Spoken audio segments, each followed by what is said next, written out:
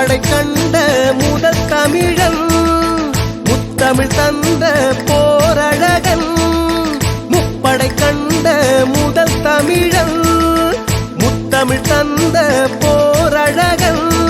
ஈழக்கடலில் கரையில் வானில் படையை அமைத்தான் தமிழ் ஈழம் வெல்லும் களத்தை எங்கள் தலைவன் அழைத்தான் பாரில் தமிழர் வாழ்வு நிமிர அண்ணன் உழைத்தான் ஈழ படையை கொண்டு பகைவன் போட்ட தடையை உடைத்தான் பிரபாகரன் வீரம் புலிப்படையாய் உருவாகும் விடிவாகிடும் நேரம் புலிக்கொடி